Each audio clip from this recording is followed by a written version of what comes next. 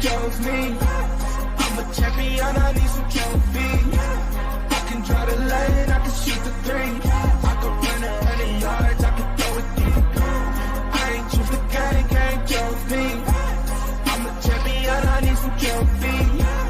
I can draw the lane, I can shoot the three. I can run 100 yards. Hello, everybody, and welcome to Season 1 and Episode 2 of The Extra Point. I hope everybody enjoyed the first Sunday of the 2021 NFL season. My name is Loro Antonio, and with me today, we got Isaiah Leung, the Asian Skip Bayless, and Ben Kurse. So, Isaiah, how are you doing tonight, my friend? Well, I was doing well or really good earlier in the morning, actually, because my 49ers had like a 38-10 lead against the Detroit Lions. So I basically turned off the TV and went back to doing something else around the house because I thought, for sure my Niners were going to win, and I thought we were going to win comfortably. And then, I get a text, about 15 minutes later from a friend, hey, the 49ers are, their lead has been cut from 28 to 8 points. And I was like, what's going on in Detroit? And then I turned on the TV, and next thing I know, Detroit has the ball, and they're driving down the field. And I'm like, oh my gosh, we're going to blow this game. And, everybody at MI6 and, is going to be laughing at me because the Niners blew a 38-10 lead. But thank goodness the defense held strong in the end there, and we got the win, but it was way, way, way too close for comfort. But glad the Niners got the win, and it was, besides that, it was just great watching NFL football once again. It was a great opening day. We're going to talk about that game in just a minute here. So we're going to go to Ben. So, Ben, how are you doing? I'm doing all right, Laura. It was good to have football back. I know for me and you, Laura, it was a tough loss for us tonight, but a lot of positives to take out of this game, and we can go over it in a bit. But overall, I thought there was a lot of good performances from many different teams, a lot of surprising, disappointing performances from other teams. So I'm doing well myself personally, and looking forward to our second episode of the night, or of the season, I guess you could say. So. Absolutely. So, anyways, now let's talk about the games for Week 1. So let's start with the Cowboys and Buccaneers game. So I'm going to start with Ben on this one first. So the Tampa Bay Buccaneers and Tom Brady and Rob Gronkowski got a huge win in Week 1. As you know, Brady led them down the field, and then Ryan Suckup kicked the extra point. I also wanted to get your take: should Chris Godwin could have been called for offensive pass interference when he saw that play? Did you think that it should have been that way? I mean, I thought it was kind of 50-50. The way I saw it, though, I thought Brady threw a really good ball back shoulder to Godwin there.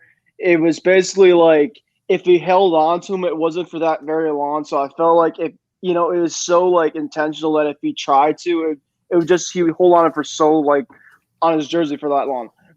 Now besides that, even if he did, I think just Brady's I feel like he was going to get the job done regardless of what was going to happen. I give a lot of props to Dak Prescott, though. I don't like the Cowboys at all, but I'm happy for Dak in the way that he was able to play a lot better than I actually thought. I thought he played good, but he was able to really ball out with guys like CeeDee Lamb, Amari Cooper. If that team stays healthy against a defense like Tampa, which is no joke, they're going to be in for a really good season, I think, this year. Even though I still have questions about McCarthy in Dallas. But that was a really fun, entertaining game to open up our full NFL season. And like you said, Laura, I mean, it was a good win for Tampa Bay to come back in that game. But there's a lot of, things that they obviously could work on themselves. So not every team is perfect, kind of after the first week. That's obviously kind of common for many teams. But there was a lot of good action, and obviously that first game was a good example of it. So, Isaiah, what were your thoughts on the Buccaneers and Cowboys game? And did you think that Chris Godwin should have been called for offensive pass interference?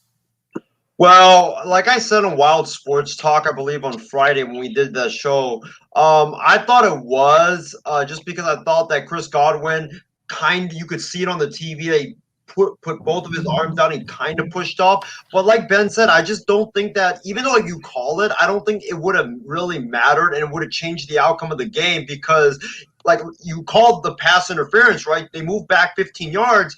I think the very next play, with how pathetic Dallas's defense was and with how Dallas's defense just couldn't get any pass rush on Tom Brady, and the secondary was awful the entire game, I think that the very next play, they probably pick up all that 15 yards back and they're driving down the field once again. So I really think that it was pass interference, but I don't think that it would have changed the complexion of the game. I think that Tampa Bay would have won that game with or without that pass interference call. Absolutely, they would. But anyways, my thoughts on this is that I thought Tampa Bay played a great game, and I thought that Brady, Antonio Brown, Rob Gronkowski, those guys did their job. Tampa Bay's front was a concern in this game because they could not even get to Dak Prescott, but Dak Prescott got it done. He looked great coming off the injury, and I thought that the Cowboys' offense, if they're going to win the division, which I picked them to win the division, I think the Cowboys' offense is going to be one of the reasons why they're going to win the division. So before we talk about our next game, we're going to go into our comment section. So Casey King just commented now at 9:00. Oh, we're going to read Casey King's comment first. So he said, "Good evening, guys." And James Gonzalez said, "Hey, guys, was hoping the Lions was going to complete the comeback." That comment was directed to you, Isaiah. And Casey King also said, "Great to have the NFL season back, and my Rams had a good win, and I'm happy, man." We're going to talk about that game in just a minute here.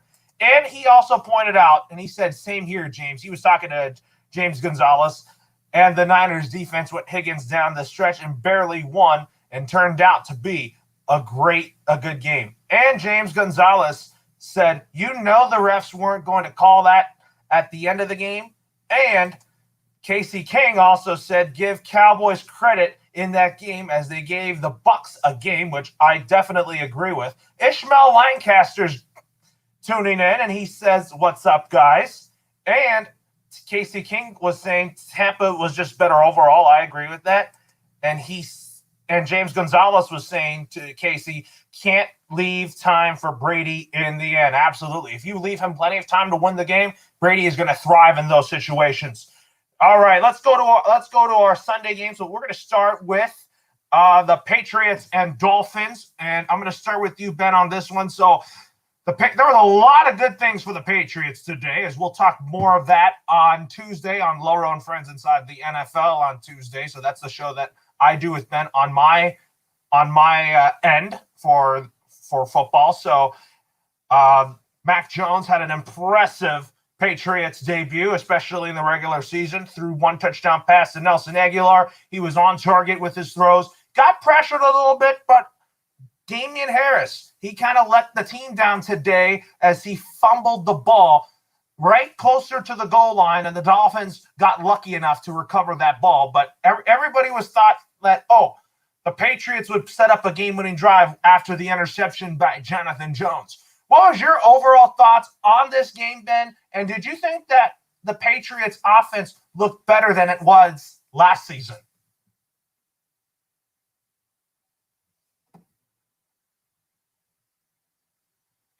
I'm back up. All right, so I think it's just different. Mac Jones is obviously a different type of passer. He's more of a Tom Brady type of fit in terms of a pocket passer, quarterback overall, quick thinker. My overall thoughts on this game, Loro, is it was a really good game. Just came out on the wrong end. I thought that Mac Jones had a really good, successful debut with this team. Did a lot of good things with his arm, a lot of good things with his head. Made a lot of really good decisions, a lot of good hot reads. Miami did decide to bring a lot of pressure at him and give him a test. But I think that most of the time that he was able to pass the eye test overall, which is a good thing. You could say Damon Harris did let the team down. Yes, he had a crucial fumble, but I think it did come down to the Patriots had 4 fumbles in this game. They had a bunch of turnovers and then the penalties. So, yes, you can say, well, they had a chance to win at the end, which they did, but they shot themselves in the foot way too much in this game. And I think just Miami, their defense overall, the Patriots were able to move the football, but when it came down the red zone and when it mattered the most, they were able to make the plays down the stretch, and we weren't able to convert any of the red zone opportunities that we had in field goals to touchdowns. And I think that came down to the wire. Came down to the bottom line of it. I thought Tua overall was decent. You know, he made some decent plays himself too, but I think it just came down to just the execution at the end, and just it didn't happen, didn't get it done, but a lot of good things for the Patriots today. So it wasn't all a tough thing to swallow. I mean, if you looked at it here, my thoughts was that I thought Mac Jones had a great debut. He was impressive. He was on target. And then for the Dolphins, Tua looked solid. And I felt like that. I thought the play of the game was when Tua Tagovailoa threw that touchdown to Jalen Waddle to begin the second half. Isaiah, I'm going to go to you on this one.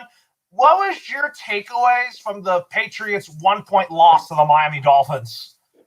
Well, I think that Mac Jones looked like a franchise quarterback. I mean, he was 29 of 39, 281 yards and 1 touchdown. He was very, very efficient in this football game. And, credit to the Dolphins. They were bringing a lot of pressure to try to, hassle Mac Jones and try to make him uncomfortable. And I thought that he played really well considering the circumstances, as well as considering the defense that he was facing. Brian Flores is an outstanding defensive mind. And for Mac Jones to look how he did in his very first start against Brian Flores, that was very impressive. Damian Harris, that late turnover, I think, was what that killed the Patriots in this game, because you can't be fumbling the ball inside the opponent's 20-yard line with about 2-3 minutes left in the ball game. That I think the Patriots, if he didn't fumble that, I think the Patriots score a touchdown and win this football game. But like Ben said, 4 turnovers the Patriots had. You just can't turn the football over that much in any game in the NFL and expect to win in this league. If you turn the football over, you're most likely not going to win. And that's what happened to the Patriots today. But Mac Jones looked like a franchise quarterback. He looked really, really good in this game. And I think the Patriots have something to build off of as we go further and further down into the season. Absolutely. So in just a minute, we're going to talk about who's going to win between the Patriots and the Jets, as I'm looking forward to seeing Mac Jones go up against Zach Wilson. But anyways, let's go to Isaiah's game. So the Detroit Lions took on the San Francisco 49ers, and the 49ers actually won in a nail-biter as the Lions almost made a huge comeback. But I'll tell you what, this tells me something. Dan Campbell is definitely an upgrade as a head coach for the Detroit Lions over Matt Patricia, Matt Patricia is now back with the New England Patriots as a senior advisor to the coaching staff. Jared Goff, I was thinking is he going to be bad? Is he going to be good? He actually, from when I saw the score, he led this Lions team back into this game. So Isaiah, you have a lot to say on this. I mean, Trey Lance came in, he did his job. Jimmy Garoppolo did his job today as well. So what was your biggest takeaway from the Lions and 49ers game? My biggest takeaways is that I hope none of the 49ers starters get into trouble or get injured, because if they do, the 49ers are toast, since the backups looked terrible. I guarantee you, Loro, me, you, and Ben could probably do better than some of those backups out there on the football field, because that's what the Niners basically did. They put their backups in the middle of the third quarter once the game kind of got out of hand, because they were up 38-10, and they didn't want to risk injury to some of those guys that they had starting the football game. But it was a tale of two halves. The first half and midway through the third quarter, the Niners looked really, really good. They look like a team that could potentially win the Super Bowl this season, with the defense looking great. Nick Bosa, D Ford, Samson Ebukam looking really good on the defensive line. The run defense was a bit of a concern, because Jamal Williams and DeAndre Swift were constantly gashing them with the running game. But I thought the defense looked really good for the most part of this game. The offense was certainly clicking. The running game, I know Raheem Mostert went out early in this football game, but the Niners just didn't seem to miss a beat. I mean, Eli Mitchell, he he really starred in this game with 19 carries, 104 yards, and a touchdown. After Mostert's injury, Jimmy Garoppolo was not really pressured that much in this game, as he had 17 of 25 for 314 yards and a touchdown. He was very good, when the Niners were dominating this football game. And then Deebo Samuel, he had a welcome back game, 9 catches, 189 yards and a touchdown. He was dynamic early in this game, and then George Kittle was doing his thing. But then what I really thought was concerning was some of the boneheaded plays from this team. Deebo Samuel gets the first down to basically ice the game, but instead of falling down, he tries to fight for more yards, and in doing so, gets the ball punched out of his arms, and it's a fumble, and Detroit takes over, I believe in San Francisco territory with an opportunity to tie the game. You can't have that. Deebo Samuel, in that situation, you got to fall down and ice the game. George Kittle, an onside kick by Detroit. Ball hits him right in the helmet, right in the face, and Detroit gets it, and they're able to continue the drive. So they got to fix some of those boneheaded errors, some of the penalties that they have, which were really, it wasn't like this 49ers ball club. So if they can fix that, if they can fix the run defense, which I think, is a big concern since Detroit's running backs were gashing up all day long. If they can fix that and get a bit more pressure on the quarterback, I think the Niners will be fine. But it was certainly a tale of two halves, and it was definitely very, very concerning, especially late in the game. And it was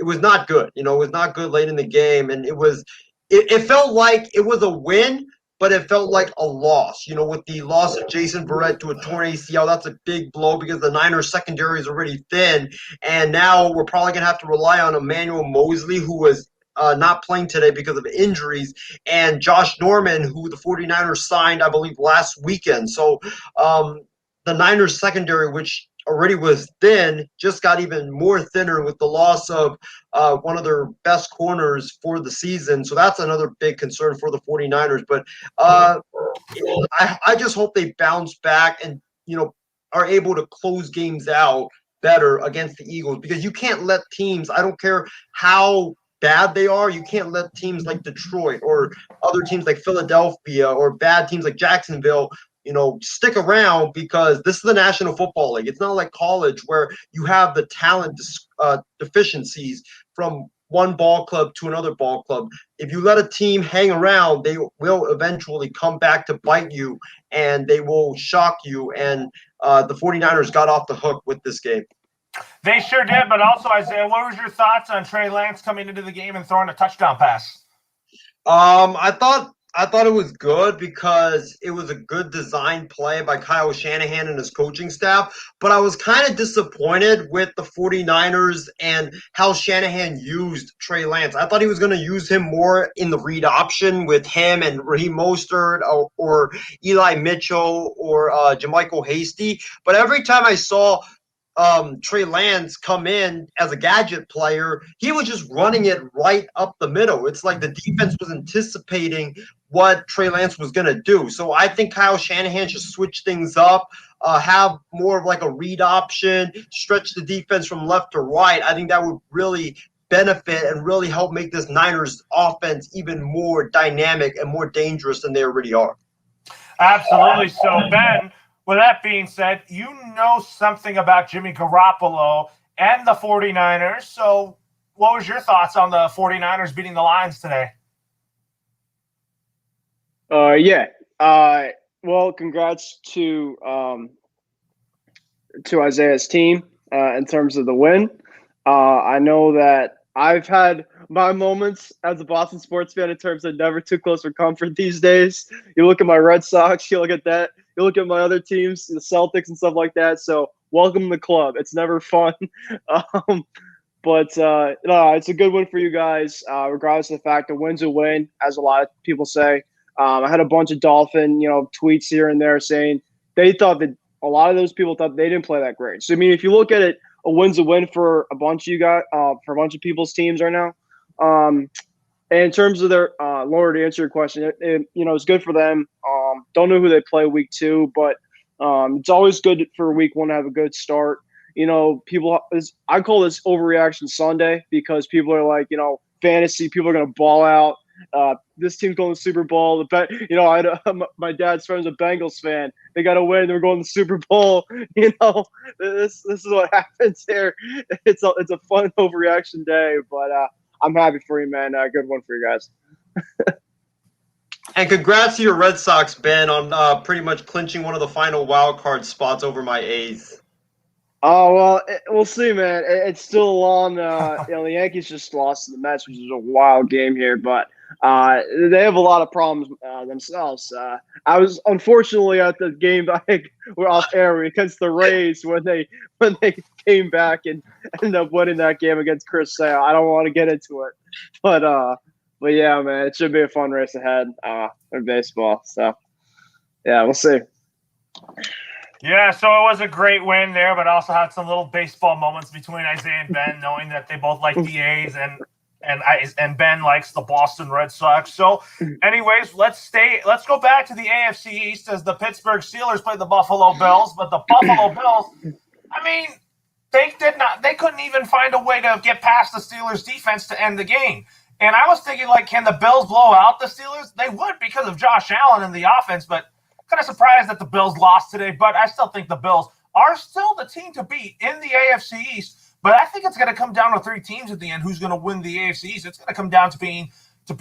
It's going to be between the Bills, the Dolphins, and the Patriots. So Ben, since you and I are both familiar with the AFC East, what was your thoughts about the Buffalo Bills losing to the Steelers? And I was like, that was a team the Bills should have not lost to because Big Ben just doesn't have it anymore. Well, I think out of all three of us, I actually picked the Steelers to beat the Bills week one, if I miscorrect. I liked what they were able to do last year against Buffalo in Buffalo. I don't think it was very pretty, but I thought that for some odd reason, I liked the matchup in this one with the Steelers in terms of their defense. Josh Allen was 30-51, 270 on the day, so you think, oh, it's not bad for obviously his first game.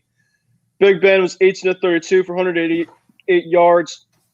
Not great, not terrible. But it came down to Josh Allen lost a fumble, so that was obviously critical. And it looked like guys like Minka Fitzpatrick, Devin Bush, a lot of guys had some big games on that Steelers defense. And I do know that the Steelers had a special teams punt block return for a touchdown. So if I give credit to the Steelers, they, I think, are going to be a really tough team, regardless of the fact how Big Ben is going to be playing, down the road this season, because he obviously doesn't have much left in the tank. But this is a big win for them, and I picked them to win. Like I said, it could have went either way, but they obviously got the job done. And like Loro, we said that they're going to be the team to be in the division. Like I say, it's overreaction Sunday because you see it right now.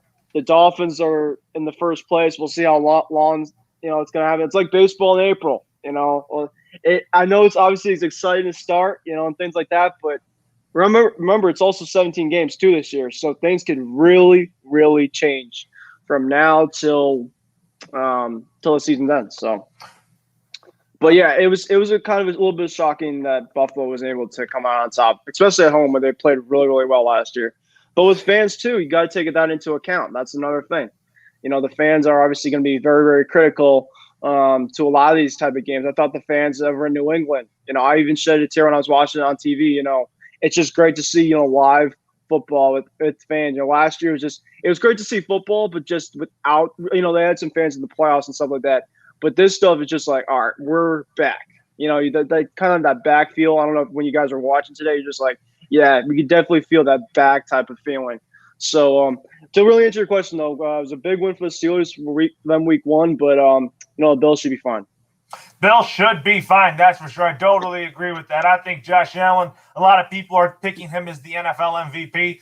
But Isaiah, what were your thoughts on the Bills and Steelers game? Ben is right. The Bills are going to be fine. This, I think, was more of the Steelers' defensive line completely dominating the Bills' offensive line. TJ Watt had a dominant night or dominant day. The other guys on their defensive line, they were dominant. The Bills, they got to patch up that offensive line. If they don't patch up that offensive line, then you could potentially see, other teams like the Patriots, the Dolphins, who have really good defensive lines, just completely eat up their offensive line and give Josh Allen a lot of problems. So, week one, it's always about, playing the game and then finding out what kind of problems do you have on your football team and fixing it before the next game so that that problem doesn't leak deeper and deeper into the season. So I think the Bills, they found that out today. Their offensive line is not that good. They got to fix that. Once they fix it, I think the Buffalo Bills are going to be fine. I'm not too worried about them. As far as the Steelers are concerned, their defensive line looked dynamic. I think it's definitely going to be the rock of this team. Big Ben, he was 18 of 32, 188 yards and a touchdown. He wasn't putting up those godly numbers that we are used to seeing from him. The running game with Najee Harris, 16 carries, only 45 yards. But this was more of the Pittsburgh Steelers defense, coming into Buffalo and just putting on a show. Than it was the Pittsburgh offense. You got to give a lot of credit to that Pittsburgh defense. They're going to be a great, great defense, and so they should be glad that they paid T.J. Watt because he deserves that type of money and that contract that he got from the Pittsburgh Steelers. Absolutely. And before we continue on, I want to welcome Mr. John Alcorn on the show as he just joined late. So, John, how are you doing, my friend? I'm exhausted. I'm tired. Just finished an hour show here, but I'm glad we're doing all this. A little bit frustrated with YouTube due to their they just took down my recent video to set their practices in spam and violating their terms of services. And if that does go through, I'm probably gonna have to move from YouTube. Other than that, so glad that football is back, and it's just an exciting time. It is an exciting time, John. So anyways, we're going to keep on talking about our top 7 games. So let's go on to the next game we're going to talk about. Before we talk about Browns and Chiefs, let's talk about next the Broncos and the Giants. But we will talk about that in a little bit. So we're going to talk about the Texans and the Jags on here as John was at that game. So John, what were your thoughts on the Texans and Jags game? And did you think that the Texans look good on both ends of the football? And do you think, even though the Texans beat the Jags, do you think that the Texans are still the worst team in the NFL? No, it's going to be the Bengals. I'm sorry, but their offensive line is trash. I know they won this week, but the defensive line for Houston completely exposed an issue that's been an issue in Jacksonville since they've been in the NFL. Their offensive line is absolutely horrendous. Your best offensive line would have been Tebow, and he wasn't that great either as a player. Like, the Texans defense exposed the Jaguars offensive line so bad. I mean, literally, was it Justin Reed picked off Trevor Lawrence twice? Trevor Lawrence was picked up 3 times, I believe, in the first half. 2 times in the first half, and another time in the third or fourth quarter here. It's not about Trevor Lawrence. Trevor Lawrence is obviously their future, regardless of wherever they picked him. He's their guy. It's his issue in Jacksonville. They literally could barely won the football with James Robinson, who had a great year last year, over 1,000 yards Pro Bowl player. Their offensive line has to be fixed. But the same story, yada yada, of you go to a bad team, your offensive line is garbage. We get that. But the offensive line was terrible, and the defense exposed that easily. And it was let's just say a humbling experience for Trevor Lawrence in this game. Welcome to the NFL, rookie. And that's exactly what it was. You're definitely a very humbling experience for him since he wasn't used to playing like that. But firstly, folks, this is the NFL here. This is what Texans do. It's weird. Like, in the preseason game, they had 2 to 3 blocked field goals or 3 blocked kicks. They blocked a field goal. Which could have eased the deal for the Jaguars to potentially come back in this game. They block a field goal. They picked off Trevor Lawrence 3 times, the first overall pick. And to Brandon Cooks, those catches were ridiculous, bro. If you go look at the highlights, though, no players. It was 30, 40-yard pass. He guns it down the field. Somehow, it's 2 Jaguars defenders right there. It looks like Tyrod Taylor is about to get sacked. And then somehow Brandon Cooks leaps up in the air, like he's like Wanda or WandaVision or Vision or something. Just jumps up in the air, somehow catches the football and comes down on it. 2-3 plays later, boom, they get the touchdown. And so Terrell Taylor, arguably, regardless if people think he's the future or not, he's obviously not. We know the reason why he's there. But he arguably had his best game of his career, even though he hasn't been a long-term starter. And so running game was an issue. I don't know how they're going to plan moving forward with having 3 running backs that can get the job done. Bringing in Philip Lindsay, I kind of question that. Obviously, generally wanted him in Denver, but they exposed the offensive line, and Brandon Cooks was a star issue for that, and they exposed the Jaguars' offensive line. So welcome to the NFL, Trey. Yeah, Trevor Lawrence is sorry, oh my gosh. Trevor Lawrence, I think, has a lot of potential. So, Isaiah, let me go to you next. What was your biggest takeaway of that game today between the Jags and the Texans? And I was kind of surprised about the Jaguars losing this game. Well, I know Ben said it's overreaction Sunday, so I'm going to overreact right now. Oh, is it overreaction Sunday for you every week? Yes. It's panic time in Jacksonville. And the reason why I say this after one game is because the Jaguars looked atrocious on the football field. Their offensive line, like John mentioned, was terrible. Their defense was horrible. I can't believe I started their defensive fantasy football. Cost me a matchup against Loro in fantasies. They scored minus like 3 or 4 points. I don't even know. But the reason why I'm saying it's panic time is because there's already chaos in the football field and they look completely out of sync. But before the game, there was a report that came out from Jason Lockenfora, really good reporter from CBS, and he says that Urban Meyer is already hated by players and coaches on his staff and on his team. During the preseason, I believe Urban Meyer, according to this report, chewed out his coaching staff because of their game plan in the preseason. And they are worried about his temper, and he has like a short fuse. Like if things don't go his way, he is chewing people out and stuff like that. Like it's not good. It is not good in Jacksonville right now. And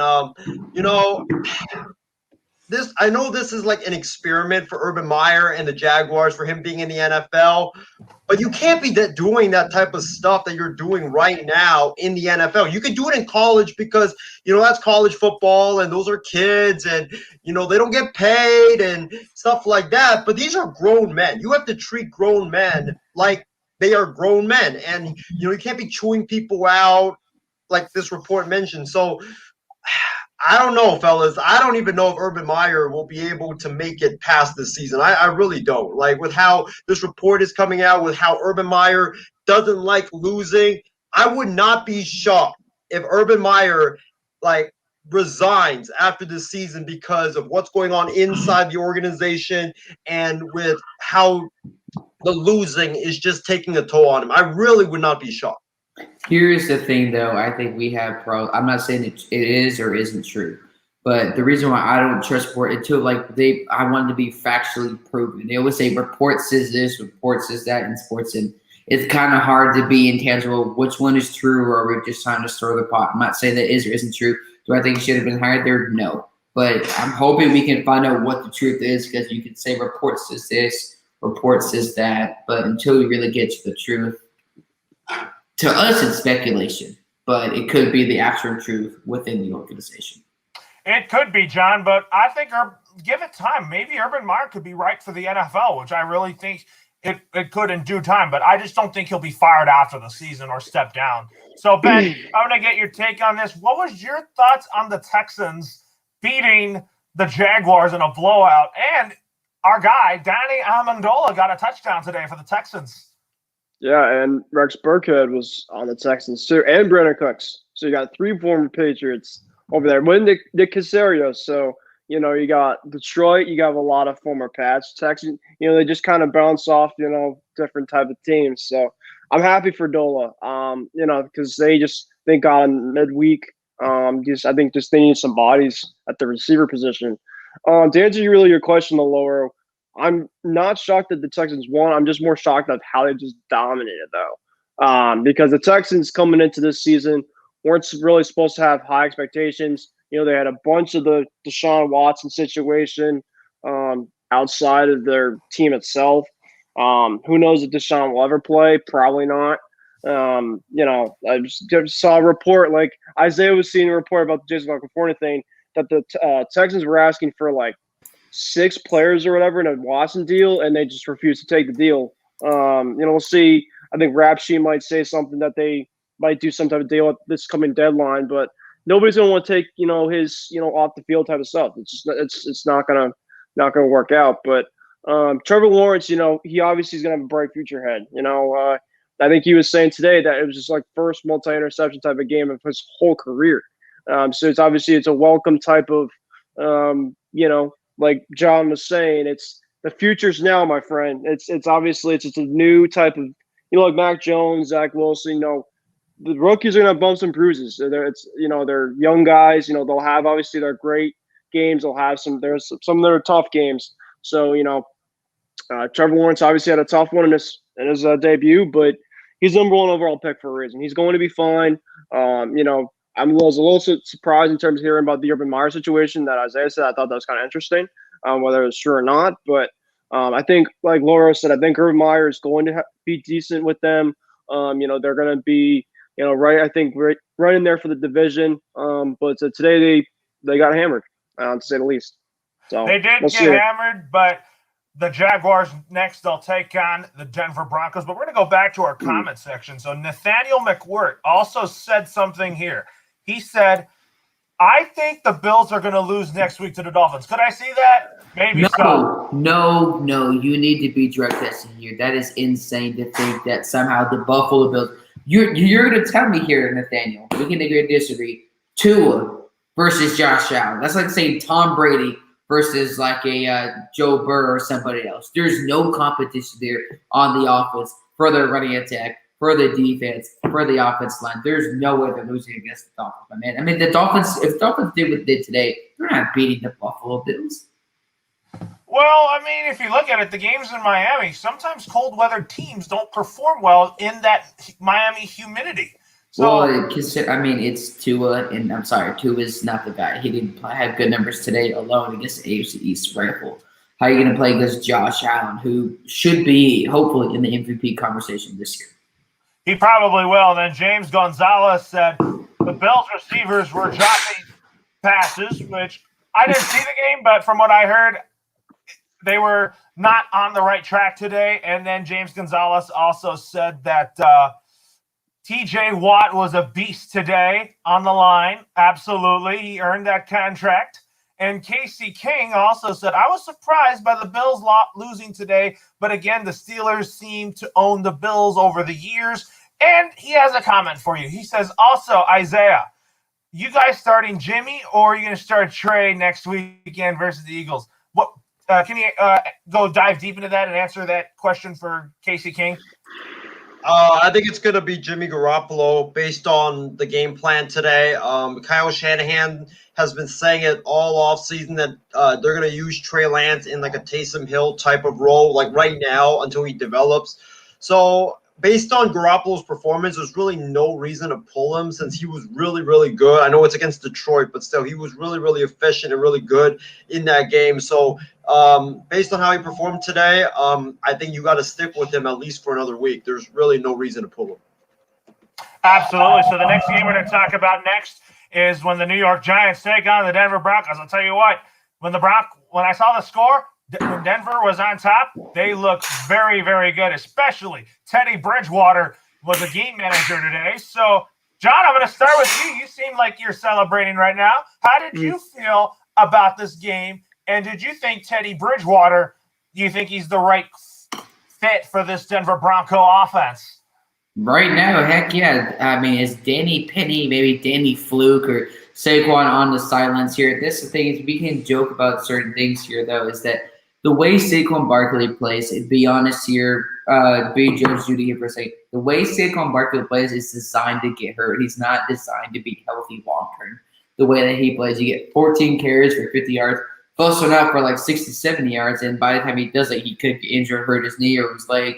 Hopefully he's okay here, but this is basically what I've said in Denver. As they said in my article that comes out soon, is that Teddy doesn't need to have like a Josh Allen or Teddy Bridgewater type of year to be very effective for the Denver Broncos. Like I said, maybe 200 to 300 yards every now and then. Rely on the running game, and the defense is playing as advertised today, and that's really what you kind of see here. I mean, Giants innocently at least they'll be fine, but this is exactly what I said: defense, the running game, and let Teddy Bridgewater throw the ball every now and then. And as long as he doesn't give you costly turnovers, you'll be like it's Jimmy Garoppolo type role, except maybe throwing for a little bit more, like extra 20 to 30 yards overall. So that's exactly what they need to do. And that's what they did. And it's good to have week one and to recover from the beyond devastating loss of the Texas Longhorns yesterday. So Denver won week one. I'm good. Drew Lock, you can go home.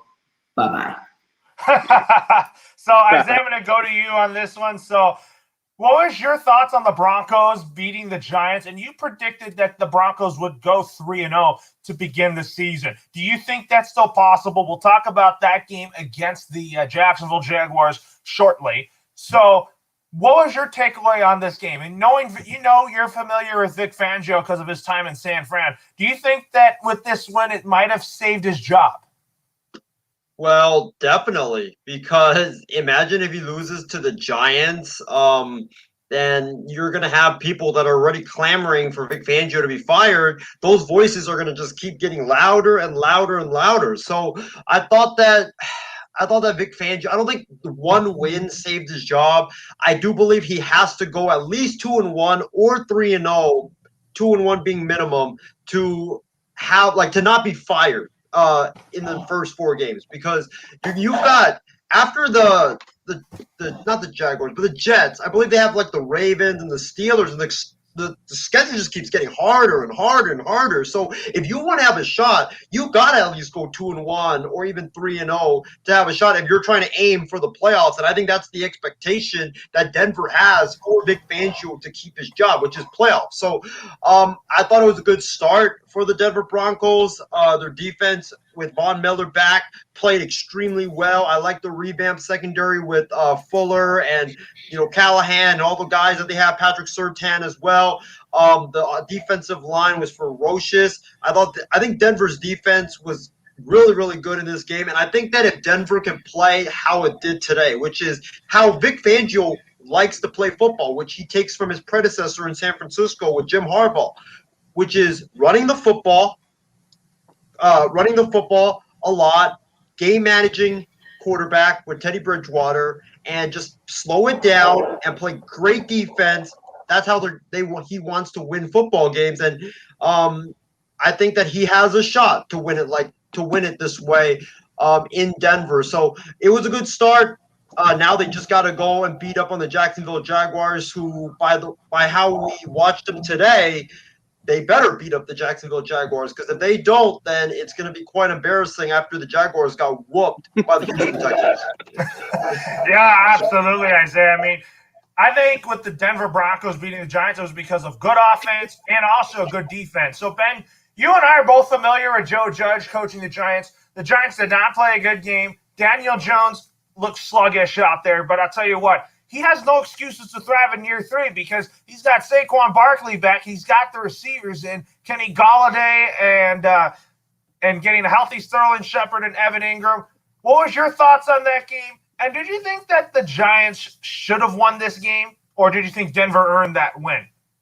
Oh, like I said, Laura, last Sunday, I did not like the matchup between the offensive line on the Giants and the defensive line on Denver. You have the healthy Von Miller coming back. You got Bradley Chubb in the mix. That 1-2 tandem against that offensive line, which I have a lot of questions with, is not a good matchup. And a guy like Daniel Jones, yes, you can have all the weapons in the world, but if you don't have the execution from your offensive line in front of a guy like Daniel Jones who holds onto the ball for too long and he's turnover prone like crazy, I just do not like that matchup at all. I did not watch much of the game, but I did see that Daniel Jones had another fumble. That's something that he's had problems with for many years so far. And in year 3, like you said, Loro, like John was saying about Saquon, I think Saquon's very, very explosive. He's a great running back, but he has a lot of questions. Just staying healthy, that's obviously just a huge type of thing for him. But it's all about, I think, as I was saying to Vic Fangio, I would not obviously say, keep him, around just because of one win. He obviously has to, stack up a bunch of key ones, especially in a really tough division. When you obviously have the Chiefs, you have the Chargers and stuff like that. But for sure, they definitely deserve that win 100%. And then come in next week against Jacksonville. You got to take that second win because the way that Jacksonville looked today, I mean, I didn't watch really much of that game, but it seemed like the fact that the Jacksonville Jaguars had a hard time beating the Texans, which a team as advertised was supposed to be great this year, just walloped you. You should be able to have some success if you're the Denver Broncos coming into week 2, especially after a win like that on the road in the Meadowlands. So, all right. So Isaiah, you got something to add. So what was your other thought on that Denver Broncos and New York Giants game? Well, it's not about this game between the Broncos and the Giants. It's about the Broncos game next week. You know how Ben was saying that he didn't like the matchup between the Giants offensive line and the Broncos defensive line. Well, the Broncos have a very favorable matchup next week because with how the Jaguars looked on the offensive line side today, I think Denver could go in with Von Miller, with Bradley Chubb, and all those guys that they have on the defensive line and just completely demolish the Jaguars and make Trevor Lawrence really, really uncomfortable in that pocket. So Denver's defensive line, their defensive line, I think will be able to dominate Jacksonville next week just based on how Jacksonville's offensive line looked today. Absolutely. We'll have to wait and see on that, but I definitely would like to see Urban Meyer get his first win as a head coach maybe next week, so we'll have to talk about those picks in just a minute. So the game I'm going to talk about next is one of the LA teams. The LA Chargers played the Washington football team, but the Washington football team they had their moments, but Ryan Fitzpatrick could be out for the season. But on the Chargers, when I saw the game, Justin Herbert did not take a step back. I just thought that he did his job, and he really made the Washington defense look tired. And I just thought that the Chargers came away with a big win today in the nation's capital. And I could see the Chargers starting off 2-0 when they take on the Dallas Cowboys next week. So I'm going to go to John on this one since you're familiar with this division. What were your thoughts on the Chargers beating the Washington football team? Well, they did win. But just because they're won doesn't mean there isn't consequences or concerns. I believe Justin Herbert threw the ball about 50-plus times. And no matter who is the quarterback, that should never happen. Not for Trevor Lawrence, not for Justin Fields, not for nobody. And that is a huge concern moving forward because you get pressured a lot because we talk about the offensive line for Jacksonville. Yes, Jacksonville probably has the worst offensive line in the NFL, if not the Bengals. But there's still a huge issue with the Chargers' offensive line here. Your running attack is going to be it's a win. I give them full credit, but it wasn't like a beautiful win like it was for either like a Denver or like a Chiefs, or like an emotional, beautiful win at the end of the day.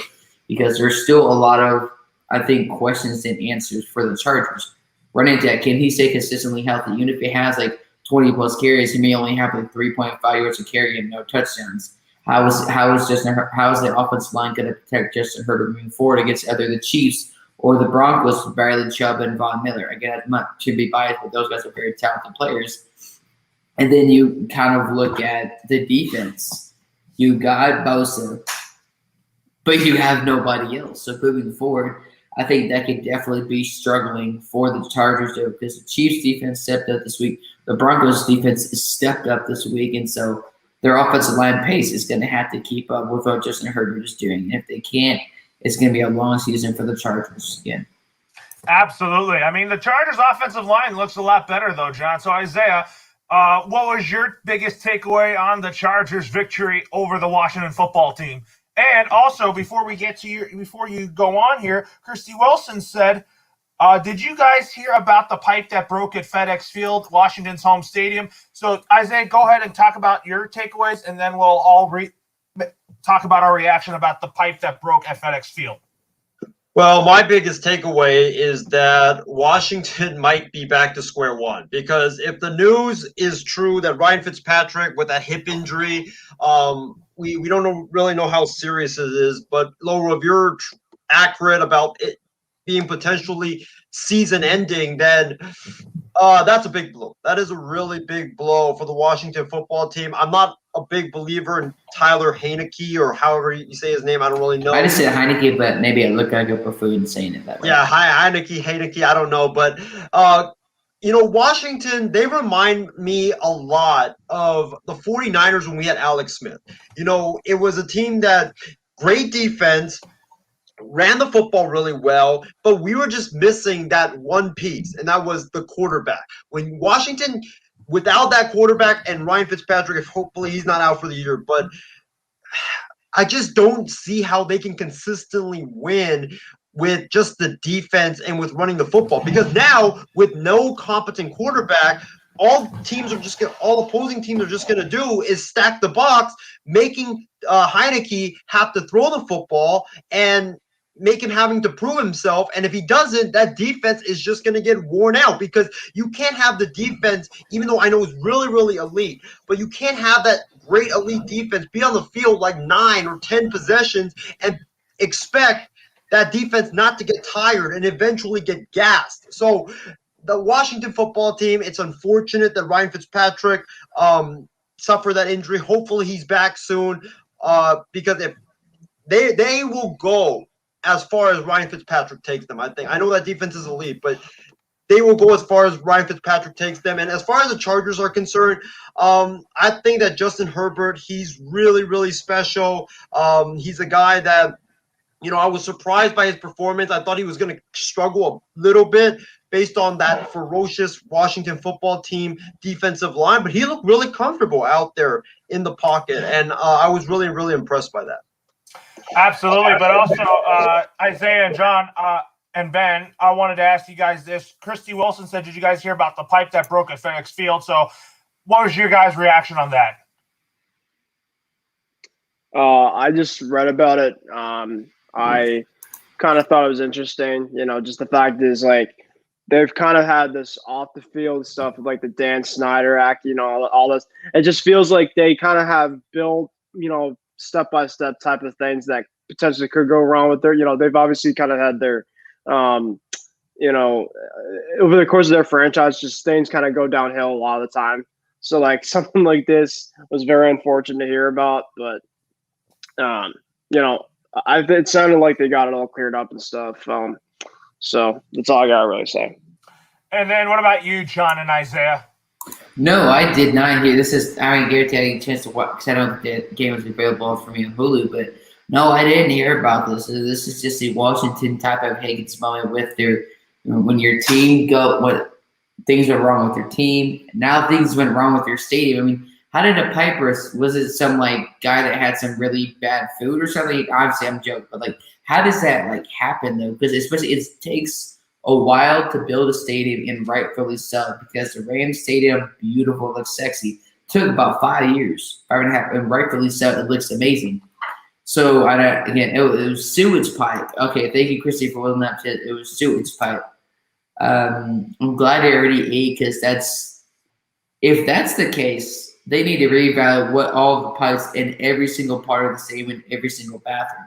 Because if it was that, it could have affected other things too. And the stadium could be I'm not saying there could be huge jeopardy, but that could damage the stadium and your roof and everything, and water leaks. And that's not really good for Washington. They already potentially lost their quarterback for the year. You don't want to lose your stadium really at all.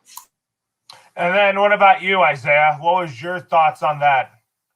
I feel extremely bad for all the fans that paid hundreds and hundreds of dollars to sit there, because I'm looking at some of the pictures right here, and it's like not pleasant at all. Like, you have people screaming, you have like, you see the pipe, and you have like water or sewage just falling down. It's not water. It's a different kind of water. Yeah, it's disgusting. Like, it's like, I don't even want to see it anymore. But imagine if you're a fan, you pay hundreds and hundreds of dollars just to go, and you're sitting there, and you get like poop and pee all over you after the game. It's like, oh my god! Like, first of all, whoever making those pipes, was it Mr. Krabs? Because clearly, it's just like, imagine that SpongeBob episode where Mr. Krabs built his new stadium. Like, what did you make the pipes out of, Mr. Krabs? Oh, I just used paper and cardboard. Well, that's kind of like the thing here, where obviously it was cheaply made, because In my time watching football and listening to NFL stories, I have never heard of this thing happening in my life. I don't know about you, Ben, or Loro, or the delusional Skip Bayless, or Asian Skip Bayless. I've never heard of this happening. So clearly, your pipes are cheap, just like your team, because you can't afford to think of a new football name. But how does that even happen? Actually, don't answer that because that'd be disgusting. But I don't understand how that could happen. That is the most disgusting thing. I thought I was disgusted by my long course performance. I'm disgusted by their stadium's performance today. Absolutely unacceptable. All right, folks, moving on here. Let's talk about pretty much the game of week 1. That was a divisional round rematch between the Cleveland Browns and the Kansas City Chiefs. Cleveland, I thought they were getting revenge on the Chiefs, but don't underestimate Patrick Mahomes, because Patrick Mahomes had his magic tricks today, and the Chiefs came back and won. And I'll tell you what, when the Chiefs won today over the Cleveland Browns, I still think the Chiefs are still the team to beat in the AFC. So I'm going to start with Ben on this one. What was your takeaways from that game? Because I know you had bonus coverage on the NFL and CBS, and what was your takeaway for that? Yeah, so like my game prediction about the Chiefs and the Browns this past Sunday in our first episode. The Chiefs defense, a lot of the games last year were very suspect. You know, they gave up a lot of big chunk plays, a lot of big, penalties, stuff like that. But reminds me, Lower, as a lot of during the Patriots dynasty, a lot of Patriots teams or the offense, and obviously, put Brady aside, would be able to bail out a lot of the bad defensive type of performances because of a game like this. And Patrick Mahomes, like you said, Lower, you can't obviously underestimate his magic. That is very true.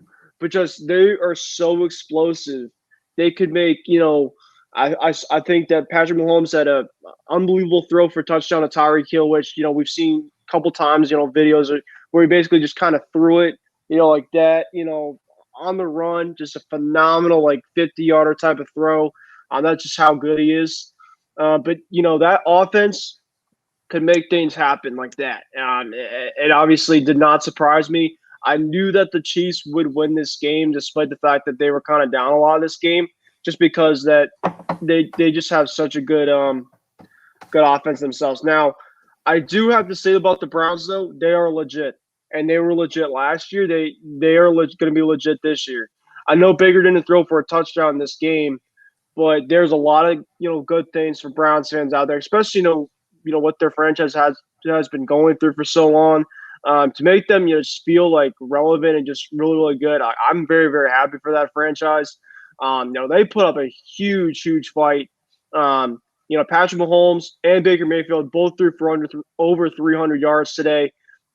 Mahomes did throw for 3 touchdowns, 2 to Kelsey and 1 to Hill. So obviously 2 guys that are, obviously very well known in terms of getting their scores. But I think the turning point in this game was I'm just kind of going through the recap here, but the Browns had a chance to make something happen at the end. Baker threw that interception where he kind of got hit. That kind of was the end of the ball game there. But you look at this game, I mean, it was extremely well. The Browns, were almost had 460 total yards. So, like I said, it was a really good game. Definitely lived up to the hype, and this just comes to show that the Browns are not scared of anybody. If you're not scared of the Kansas City Chiefs to go inside to Arrowhead and basically put up that fight, you're not scared to play anybody, and I give them a lot of credit. On the loss side as well for the Cleveland Browns, their running game, as advertised, is supposed to be very, very good this year. Kareem Hunt and Nick Chubb had a huge days. So obviously fantasy points, as for Nick Chubb on one of my teams, it's obviously big for me. Obviously good for Kansas City to get that come from behind win. But the Browns definitely played really, really hard, and they're gonna have a really good team this year. They are gonna have a great team this year, Ben. So, anyways, Isaiah, what was your biggest takeaway on the Browns Chiefs game? But there was also, and then after this, we're going to also talk about the shocker in Week 1, and that was the Saints beating the Packers in a blowout. So we'll talk about that in just a minute. So, Isaiah, what was your biggest takeaway of the Browns and Chiefs matchup? Well, my biggest takeaway is that the Browns are legit. I mean, that defense was completely holding down Patrick Mahomes, that explosive Chiefs offense early in this game. I know they broke late, but there's only a certain point where you can just hold them down until they break. So, got to give credit to the Browns defense. I think they played an exceptional game. The Browns running game was really, really good. I think Nick Chubb had a fantastic day. Kareem Hunt, he was great. Baker Mayfield, I still think that for the Browns to take it to the next level to where they want to go, I don't know if Baker Mayfield's the guy, because you need a quarterback who can beat you with his arm. And I don't know if Baker Mayfield's that guy. He's a really good game manager. He's a really good quarterback in Kevin Stefanski's offense. But like we saw with Sean McVay and Jared Goff, there eventually comes a point where you just get so far with those game managing quarterbacks. That's why Sean McVay went out to get Matthew Stafford, a guy like we saw tonight, who takes that Rams offense to a whole nother dimension. So I don't know, Baker Mayfield is the guy for the Cleveland Browns. We'll see as the season goes on. But about that Chiefs defense, like I said this, I believe last week, I don't really believe in that Chiefs defense, just because, I've seen them for so long be the same thing. It's like bend, don't break. But like we saw last year in the Super Bowl, you can bend, don't break for so long, and then you're going to eventually break. So I think the Browns are the Chiefs. They're going to eventually break at some point. That's why I don't know if they will be able to win a Super Bowl this season, because if you play Tampa, and with Tampa's great, ferocious defensive line, if they can hold down, that Chiefs offense, and Tom Brady and the Bucs offense do what they did last year in the Super Bowl, it's going to be the same result. So they got to definitely fix that defense, especially that run defense, because I know Nick Chubb and Kareem Hunt are elite, but you can't be having that many open holes that you gave up like you did today. Absolutely, Isaiah. So, anyways, with that being said, quickly here, I want to get your take here. The Green Bay Packers uncharacteristically lost to the Saints. And a lot of people were thinking like, oh, that's a lot for the Packers and Aaron Rodgers. But Jameis Winston had a great game, and he could be the comeback player there. He could be a good comeback story for the Saints. So, Isaiah, let me start with you on this one. What was your take on this game? And do you think that Jameis Winston is definitely the real deal with this game today? Because this is Overreaction Sunday today. Well, first of all, let me just say this. Ben, I don't know if you play Yahoo Fantasy Football. Loro, I know you do because you're in my league. But Yahoo has this new thing on their fantasy app where it's like basically a chat box for each player. You click on it, and then the fans can discuss pretty much, should I start this player or not? Or how did that player did that week in fantasy football? And I hope Aaron Rodgers doesn't look at his chat box, because it's really, really ugly. I mean, people are saying a bunch of nasty stuff. Like, it just reminds you that football fans are just really, really brutal sometimes. But about this game, I know Adam Barber, me and Loro, our co-host on Wild Sports Talk, he's going to say tomorrow he's going to go on a whole rant about how Aaron Rodgers quit and he's throwing the season and all that stuff. I'm not going to go that far. I think that it was just one really bad game by Aaron Rodgers, who, let's not forget, he didn't attend OTAs or any of the offseason activities until training camp. So, for some quarterbacks and for a lot of players, when your offseason gets disrupted like that, your timing gets off. So I think that is something that was attributed to his bad play. And you got to give credit to that Saints defense. That Saints defense is legit. Their defensive line is really good. Their secondary is really good. Their linebacking corps is really good. So I don't think it was Aaron Rodgers throwing the game or throwing the season like a lot of people said, or quitting on the Packers in game one. I think it was the Saints defense having to do a lot with that, and just pressuring Aaron Rodgers and making him feel very uncomfortable. And I think that's why he had a bad game. I expect him to bounce back next week against the Detroit Lions. If he has the same type of game like he did today against the Lions, then we could talk about him, potentially throwing the season for the Green Bay Packers. But I think it was just a bad game. don't think people should be really worried about Aaron Rodgers.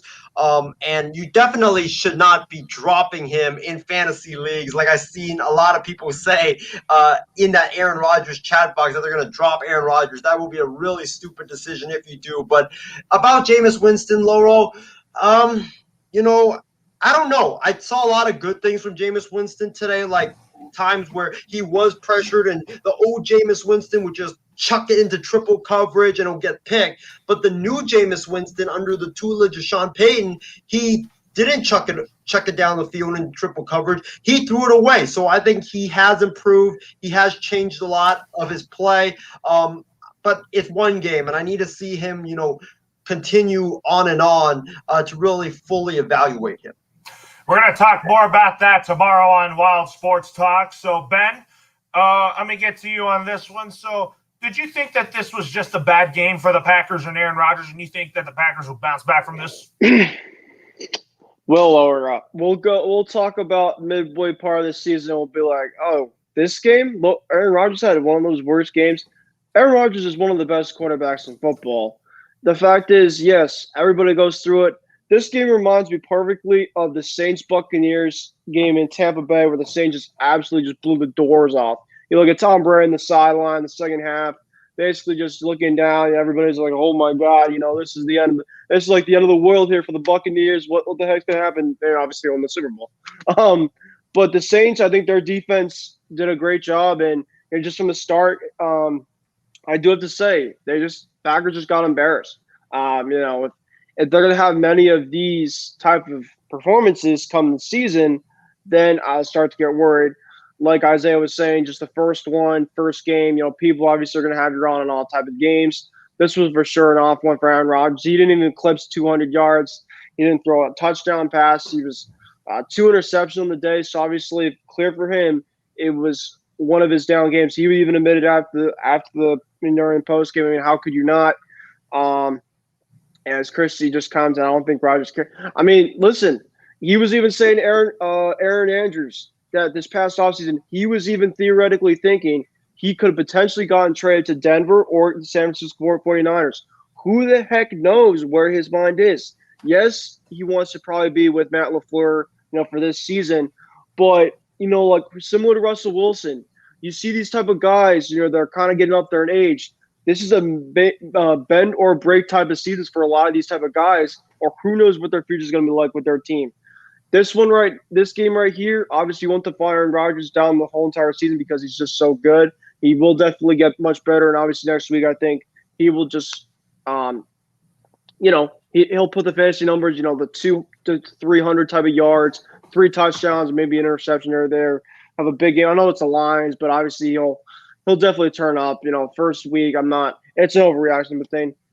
And over in terms of Jameis Winston, lower comeback player of the year, I'm going to definitely take those takes all the way down to the floor. I'm not a believer yet in Jameis. He didn't even – I think he threw 5 touchdowns, which is obviously big and great for him. Sean Payton, I think, is a great coach for a lot of offensive quarterbacks coming into his system. And I think the Packers' defense definitely has a lot of holes to their team. So I do think that there was something there with Jameis Winston. I would kind of want to see him, against a team like Tampa Bay, really good front, because he does have the capabilities of turning the ball over. But obviously, I give credit where credit's due. He had a great game. He obviously outdueled Rodgers in week 1. But like I said, Rodgers will definitely be, taking this loss and just forgetting about it. He'll be doing his thing. And then Winston, for sure, take the hot takes of the comeback player of the year. And we won't go too far until mid part of the season when we'll see what happens mid part of the season. But obviously right now I'm pumping the brakes for sure. Absolutely. So we'll have to wait and see on that. So I'm going to give my takes on Sunday Night Football before we hand the floor to Isaiah and Ben. So Matthew Stafford looks like the real deal for the Rams. He had a great first game as an LA Ram. And I think the Rams, they're a team that looks so much better without Jared Goff. I think with Matthew Stafford, he's great in play action, great in the pocket, throwing the ball downfield. He got it deep to Cooper Kupp and also Van Jefferson. He had a great day today against that Bears defense that he knows pretty well. But I also think that I think the Rams are definitely a team that could definitely win the Super Bowl if they keep this up, which I think they will. Their defense is very good, but with that being said, I think the Rams played their hearts out today. So, anyways, Isaiah, let me go to you on this one. What was your thoughts on the Rams beating the Bears, and what was your take on Matthew Stafford's first game as an LA Ram? I thought he was really impressive. Like I said earlier, I think that he takes the Rams offense to a whole nother dimension because with his ability to beat teams down the field with his arm. Sean McVay hasn't really had that in his offense, a guy that can just beat you with his arm down the field in that vertical passing game. With Jared Goff, it was always about running the football and then doing the naked bootlegs and doing the short passes. And Jared Goff doesn't really beat you with his arm down the field. So Matthew Stafford really takes this offense to a whole another dimension. And I think with that offense and with the Rams defense being how it is, even though I don't think it was a fair assessment to assess the Rams defense today because, you're playing the Bears. The Bears offensive line is terrible. And they're starting Andy Dalton, even though I don't know why they're doing it because he looked absolutely horrible. And Justin Fields looked much, much better when he was on the football field. But that's a different story for a different day. But, that Rams offense looked really, really good tonight. I think that Sean McVay and the Rams, they sent a message to the entire NFL to be careful or to be careful about that offense because now that offense, it's just on a whole nother level. And, the Bears, I don't know why Matt Nagy doesn't put in Justin Fields. It just boggles my mind. I think Justin Fields right now is a better quarterback than Andy Dalton. And I'm more concerned about the Bears defense because they looked a bit slow. They looked a bit sluggish, and I think that they truly showed their age. Because that secondary, they didn't play to the expectation that we expected them to play. That defensive line wasn't really getting that much pressure on Matthew Stafford all night long.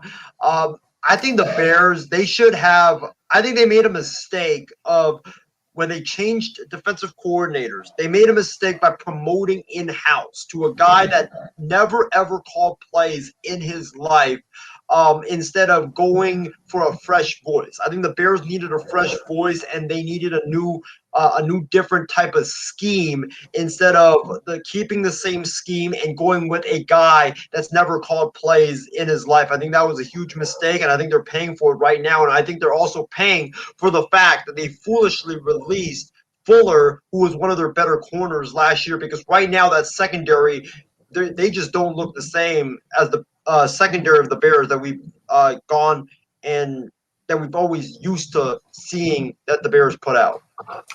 Absolutely. And then going to our comment section, Justin Bosman said Matt Nagy is on the hot seat right now. And I say I definitely agree. 100%. I don't think Matt Nagy's the right coach for the Bears just because his offensive play calling is atrocious. And I really think that with Matt Nagy getting his play calling duties back, that's just ridiculous. I just felt like that Bill Lazor should just be calling plays because Bill Lazor's a better offensive play caller than Matt Nagy is. Matt Nagy's a good offensive mind, but he's just not built to call plays. So anyways, Ben, what was your biggest takeaway on Sunday Night Football between the LA Rams and the Chicago Bears? Well, my first thing is the Bears are still the Bears. They haven't really changed much. Matt Nagy is for sure, I agree, Loro. Not the best offensive minded type of coach. Look on the flip side, Sean McVay is a pretty good offensive minded type of coach in terms of that combination with Matthew Stafford. I think it's going to be a lot of fun this year. Like Isaiah was saying with Jared Goff, he, had to basically kind of trim down the offense to what he was able to do, kind of similar to the Patriots with Cam Newton. This preseason compared to what Mac Jones is. Different types of things can obviously change a lot in terms of moving, the ball down the field. And we saw with Matt Stafford in terms of unloading with this cannon of an arm down the field to guys like Cooper Kupp, Von Jefferson, Robert Woods, and Higbee, their tight end, is kind of underrated himself too, and Henderson at running back. So the Rams, I think, because we know how good their defense is going to be this year, obviously with a headline by Donald and Ramsey, But if they get a lot of production out of Matthew Stafford, the only biggest thing about Stafford I question about is his consistency. If his consistency can basically stay to a certain level where he could basically just be himself game by game and give themselves a chance to win, this Rams team definitely has what it takes to not only win the division but make potentially a good run because they have a coach. I don't know how much playoff experience the coach does have. I don't think he has much. As obviously you have to have some come down when it matters most. But in terms of the regular season itself, they're gonna have a very good team if they can stay healthy.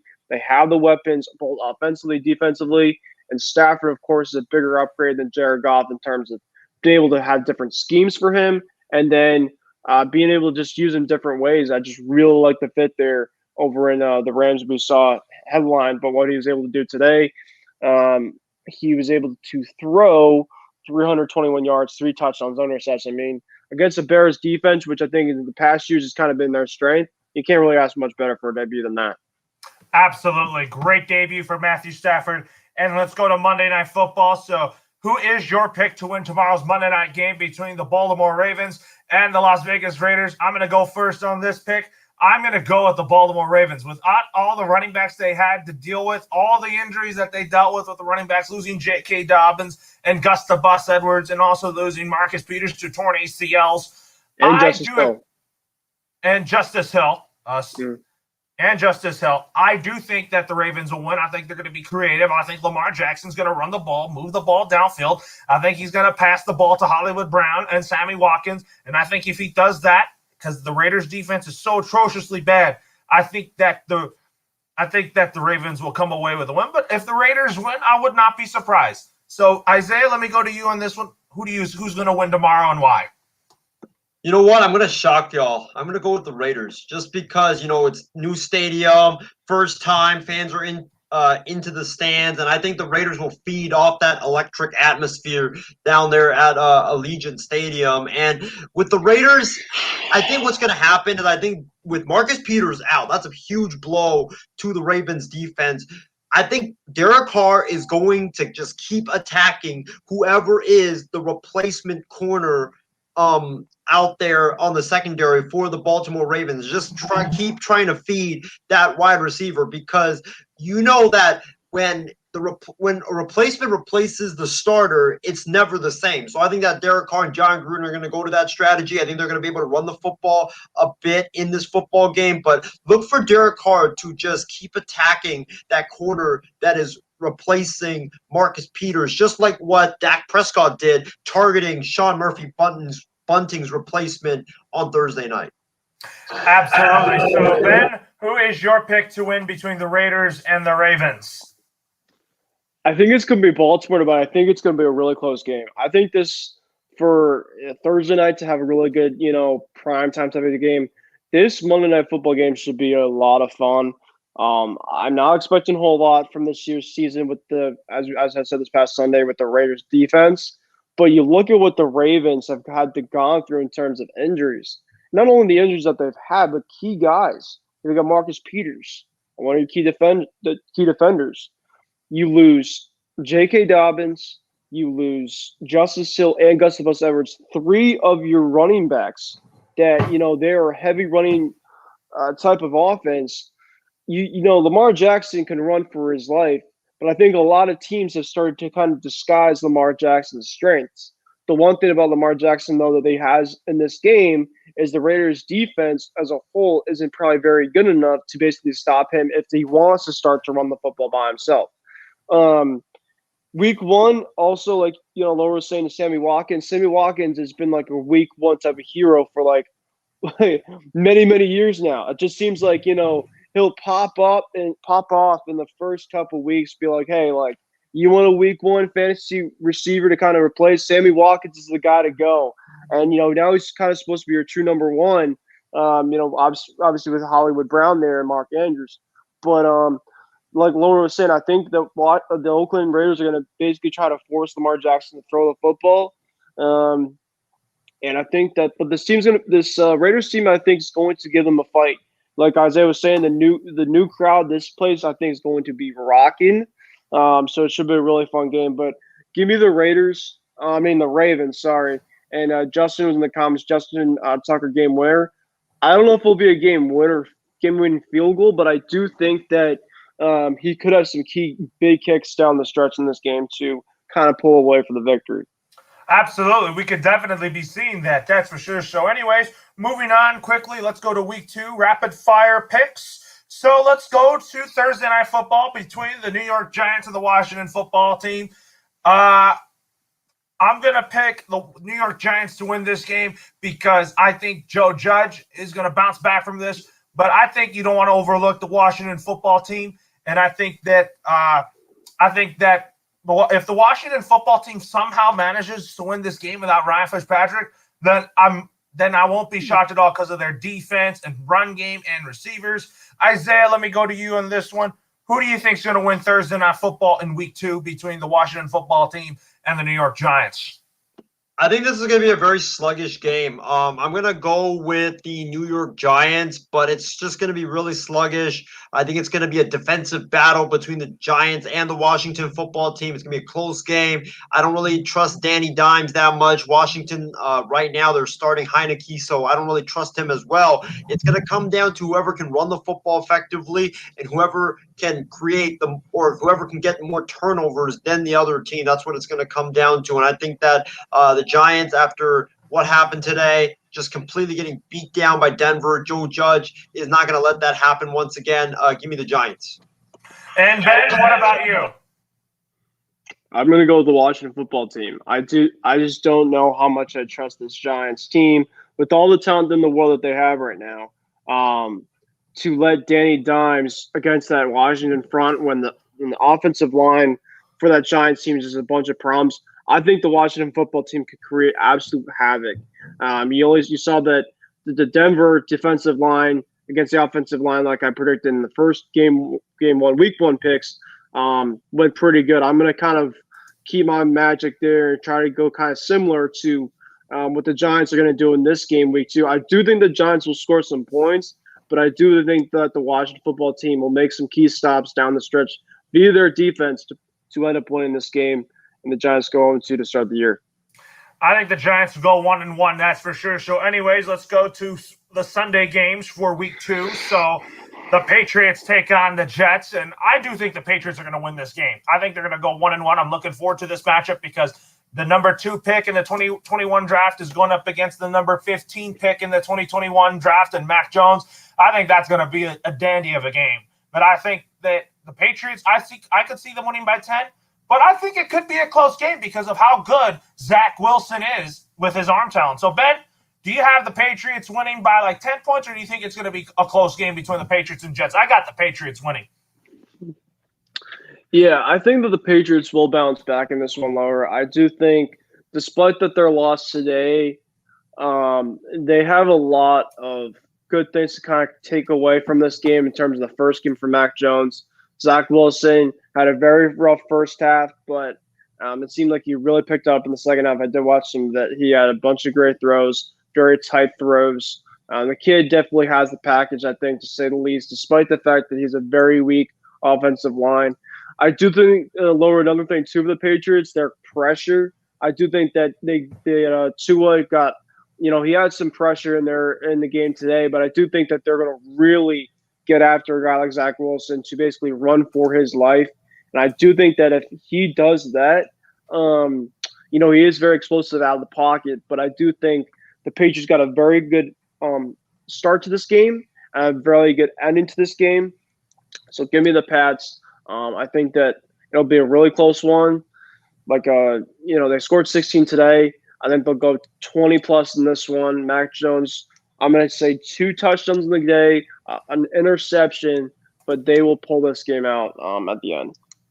Absolutely. I think they will. So, anyways, Isaiah, who is your pick to win between the Patriots and the Jets next Sunday? I'm going to go with the Patriots just because I think that the Jets' offensive line is very weak. Their secondary looked terrible today. Their defensive line didn't really put that much pressure on Sam Darnold. So I think Mac Jones, like you guys have said, he's going to have a great day just because I don't think he's going to get pressured that often. I think he's going to be able to pick apart that weak secondary that the Jets have. And I just think with the Jets' offensive line not being that good and the Patriots' defensive line and them being able to bring a lot of pressure today, those two things don't work well together. And I think Zach Wilson, he's going to be on the run a lot in this football game, and it's not going to be a pleasant day for him. So give me the Patriots to win this game over the Jets. Absolutely. Now moving on here to our rapid-fire picks. We got the 49ers taking on the Philadelphia Eagles. Can the Eagles go 2-0, or will the Niners go 2-0? Both teams are 1-0. But I'm going to say here, since it's the Eagles' home opener, I'm going to pick the Philadelphia Eagles to win this game. I think Jalen Hurts is going to have a fantastic game. Field day. He's going to run all over that 49er D. And I think Devontae Smith's going to have a great day as well.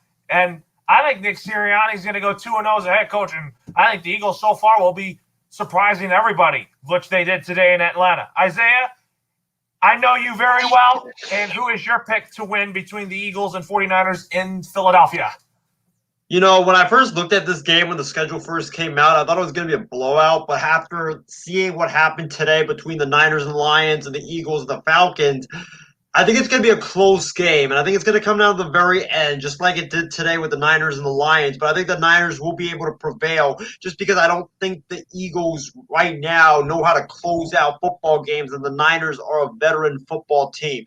I'm worried that Jalen Hurts and Devontae Smith, given the fact that the Niners cornerback depth is just completely thinned out. I think that Devontae Smith is going to have a field day against the 49ers. I don't think the 49ers will be able to stop him. I don't think Josh Norman, who I think will be covering him, I don't think he will be able to stop Devontae Smith. And the Niners, they just got to fix that run defense, or else, you're going to have teams just stacking the box and just running right out the 49er defense. So give me the 49ers, but it's going to be a close game. I think Jalen Hurts has a great day with his feet, and Devontae Smith has a great day as well. But I think the 49ers pull it out on a game-winning field goal by Robbie Gould. Absolutely. I think Robbie Gould will probably kick the game-winning field goal. So anyways, Ben, who is your pick to win between the Philadelphia Eagles and the San Francisco 49ers? Yeah, I think it's going to be a hot take here, but I see that Trey Lance is going to have the game-winning touchdown pass in this game. I think that they're going to pull Jimmy G, not because he didn't have a bad performance, but I think that they're going to be down with a couple minutes left, and they're going to see they need to throw the football downfield. They need to make a couple explosive plays to Samuel Ayuk. They're going to make a big defensive stop, and they're going to give Trey Lance the ball. And when I saw him preseason, he threw a very long 50-yard type of dime. He's going to do that against the Eagles secondary that is kind of not necessarily great at all. So I think that Trey Lance is going to come in, make a big touchdown pass at the end of the game, and the Niners are going to prevail. I think so too. So anyways, moving on here quickly. So let's go to the AFC East. And it's another AFC East game as the Buffalo Bills visit the Miami Dolphins. And Nathaniel went on a limb that the Bills would go 0-2. And I'm like, that's probably my upset pick because I like Brian Flores and what he's doing down in Miami. It would be a statement win if the Dolphins did that. But I think realistically, the Bills will win this game. But I'm actually going to go the Dolphins to win this game because I just think that the game that Tua had, I think that Tua Tagovailoa is going to make a statement here against the Bills. This game could go either way, but if the Bills win, I will not be shocked just because I think the Bills right now are the better team in the AFC East. Ben, you know this rivalry pretty well between the Bills and the Dolphins. Who's your pick to win this Bills-Dolphins game and why? I think I'm going to go the Bills. I think that they're going to Josh Allen is going to rip it out. He's going to do his thing. Stephon Diggs is going to have a big game. I know Xavier Howard's going to probably be on him, and Howard made the big key play in this game against the Pats today. But the way that the Patriots were able to basically kind of stay within reach against this Dolphins team, Tua's going to be great. I do think he will, but they did have a lot of problems with their offensive line, I thought, today. And I do think that Buffalo will have some opportunities to take advantage of that on Tua. It looked like when Tua today was off his spot, when he was kind of scrambling, that's when they started getting into trouble. So I think that Josh Allen and the Bills will go into there. I think it'll be like 20. It's going to be it's going to be a low scoring game. It's going to be like a 20 to like 17 type of game. I think that it's going to be going to come down to the wire as well and giving the Buffalo Bills. And what about you, Isaiah? Who do you think will win between the Buffalo Bills and the Miami Dolphins? You know, I'm so thankful that John Alcorn is not on the stream anymore because he'd probably chew me out for my pick. But I'm actually going to agree with Nathaniel. I think the Bills start 0-2. And the reason why I say that is because it's the Dolphins home opener. The crowd's going to be revved up ready for this game. And also, you know, Brian Flores, in his career against Josh Allen, he's always been able to hold down Josh Allen with his defense. So I think that trend is going to continue. The Dolphins have always played the Bills very, very tough throughout the years. So give me the Dolphins, but it's going to be a really close game, and I think it's going to be a low-scoring game as well. It is going to be a low-scoring game, and I think that the Dolphins, don't be shocked if they start 2-0. I think Tua is definitely going to make a statement, but I still think the Bills are going to be a great team, that's for sure. So anyways, the next game we're going to talk about next, the Broncos taking on the Jaguars, and I'm going to pick the Jaguars to win. I think Trevor Lawrence and Urban Meyer will get their first wins together as head coach and starting quarterback for the Jags. Isaiah, I know you. You might want to go over Denver because the way they played against the Giants, you think they will carry that momentum in Jacksonville. You know, surprisingly, I don't think this game is going to be a blowout. It has blowout, written all over it with how the Jaguars played today and how the Denver Broncos played. I think it's going to be a bit of a close game, but I think that Denver will pull away at the very end. I just don't like that Jaguars defense. They don't really put pressure on anybody. And, when you're giving Teddy Bridgewater a whole lot of time to throw the football, he can hurt you. And their run defense was terrible today. I think Melvin Gordon and also Javonte Williams, they're going to have big, big days for the Denver Broncos. And like I said in the beginning, that Bronco defensive line versus that awful Jaguars offensive line is not a match made in heaven. And I think that the Broncos defensive line, they're going to feast. So expect Von Miller, Bradley Chubb, and those guys in the middle to have a huge day against Trevor Lawrence and the Jacksonville Jaguars offense. And I think that Denver will improve to 2-0 and grab this win over the Jacksonville Jaguars.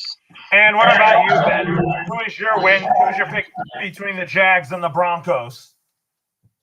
I'm going to go with the Broncos too. Like Isaiah said, I think this is going to be kind of a similar game plan that the defense from the Broncos did the offensive line of the Giants. They're going to try to do the same exact thing in week 2. Teddy Bridgewater, I think, is a very good game manager. He did his thing in week 1. I do want to know the stats about Jerry Jeudy because that was obviously a key injury that he had today. So I'll have to see what his status is moving forward. But they have some guys, that can still make plays on the outside. They have I think they still have Tim Patrick. They have Albert Wickham Bomber's last name is a tight end. Noah Fant, obviously. And then Melvin Gordon and Javonte Williams at the running game. So they got some guys in their offense, but their defense is kind of where they are stout. Obviously, Kyle Fuller, who the Bears are missing big time after their tough secondary game in week 1. He definitely adds a key component to their secondary, which they've lacked in the past. I think Trevor Lawrence is going to get a win, in the first 4 games, but he's going to have a rough start to the season. I'm not saying he has to face kind of a reality check early on, but there's going to be a bunch of defenses like Denver that's going to probably give him some problems. And I think Denver will win this game. I'm not going to say it's going to be a blow-up, but it's going to be a margin enough that it's just going to be too hard to overcome. Absolutely. It might be too hard to overcome for the Jags, that's for sure. So anyways, let's go to the Raiders and Steelers. That's going to be a fantastic early game on next Sunday. So I think I'm going to pick the Raiders to win this game. I think the Steelers go 1-1, and I think it's because I think Derek Carr and Josh Jacobs and Darren Waller, they could find a way to put a lot of pressure on this Steelers defense. But if the Steelers win, I would not be surprised. Isaiah, you know the Raiders very well from the Bay Area, and the Steelers, they're a pretty good team as well. Who do you think is going to win that game and why? I'm going to go with the Steelers just because it's the Steelers home opener. You know, those fans, first time back in the stands, they're going to be revved up, ready to go with their terrible towels, waving it all around. I just think with Derek Carr and with the Raiders, you know, West Coast teams that typically travel back to the East Coast for a 10 a.m. start, it's not like the record's not great. So I think that the Raiders, they will be sleepwalking early on in this football game. I think the Steelers defense, they're going to be attacking that Raider offensive line, which is not that good to begin with. So give me the Steelers. I think the Raiders will wake up towards the end of the game, but I think it will be too little too late for the Las Vegas Raiders. And what about you, Ben? I'm going to go with the Steelers, too. I think the Steelers' offense makes a statement game in Week 2. They obviously won their Week 1 game via their defense and special teams. But I do think that guys like Chase Claypool, look out for Pratt Farmer to have a big game at tight end in this one. And then Eric Ebron, of course, at tight end, too. But I just think that their offense is really good, you know, in terms of their matchup against the secondary from the Raiders. Chase Claypool could have a big game. You know, they just have a bunch of guys on the outside that can make plays. Big Ben just has to get the guys the ball to them to make things happen. And then obviously the defense, I think the Raiders will get some points, but I just think that the offense and the Steelers will make a big time game and they'll be able to win at the end. Absolutely. I mean, we'll see. I think the Steelers are probably going to come out on top in their home opener. So anyways, the LA Rams are looking to go 2-0 against the Indianapolis Colts. Give me the LA Rams to go 2-0 against Carson Wentz and the Indianapolis Colts, because I think the Rams right now, they're hungry to win now. And I think that with them beating the Bears, they're going to get off to another good start here. So Isaiah, who is your pick to win between the Rams and the Colts, and why? I'm going to go with the Rams just because the Colts defense showed today that they might be a little bit overrated. You know, they got cooked by Russell Wilson. He was throwing a bunch of deep balls to his wide receivers today. I think that defensive line is going to be good, but I think that secondary is cause for concern. I think with how Matthew Stafford did today, you know, throwing a bunch of deep balls, I think the Colts are going to have that same problem where they just can't stop the deep ball. And I think that the Rams are going to have a lot of deep passes. They're going to have a lot of explosive plays. And with that defense, with Carson Wentz, you know, coming back from that injury, I just don't really see how he can overcome that defense lack of ability to take away the deep ball. So give me the Rams to beat the Colts in this game. And then Ben, what about you? I'm going to go Colts actually in this game. I think that they are going to bounce back and get this Week 2 win. I just think that Matt Stafford is a great QB. I just want to see consistency, and I think that he'll have a little bit of a downtime, but he'll still be good. Don't get me wrong, but I think the Colts defense will play a lot better than they did today against Russell Wilson. So I think that it's going to be head-to-head, and I think Carson Wentz – I didn't see really much of their Colts game today, but I think Carson Wentz is going to have a pretty good game, even though it's going to be a good defensive Rams type of team.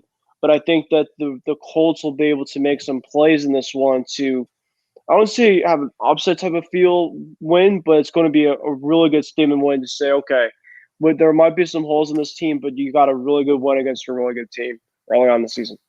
All right, let's do our next 3 10 a.m. games to do our picks there. So for the Bengals and Bears, I'm going to say that I'm going to go with the Bengals starting 2-0.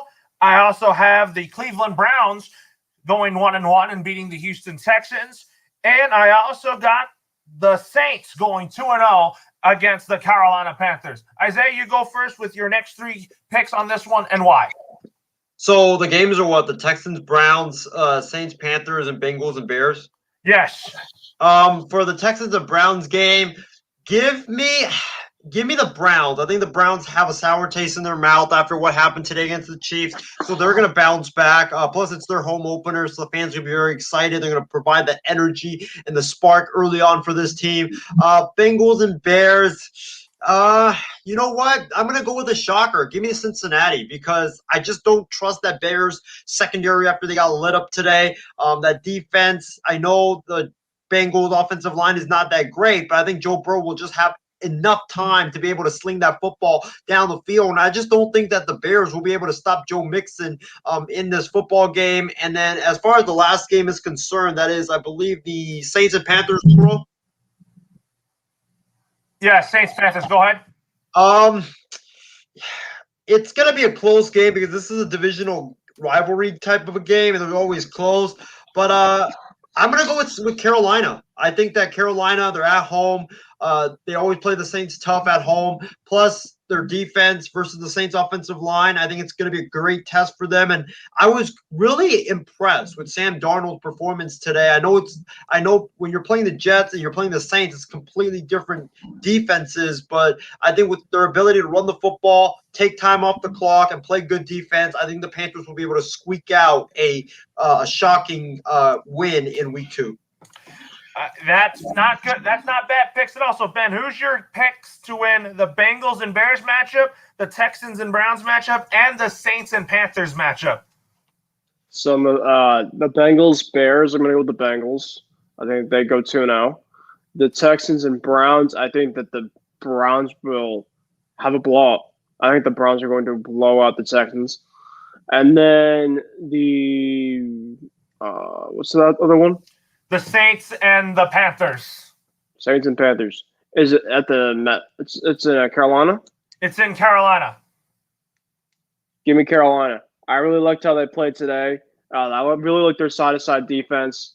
And I think that the Panthers are going to rush Jameis a lot and cause some turnovers in this game.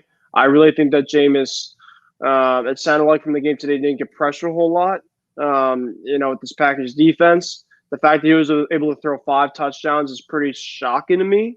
I think that Jameis has potential, but I think he's going to definitely, come back to earth in this one.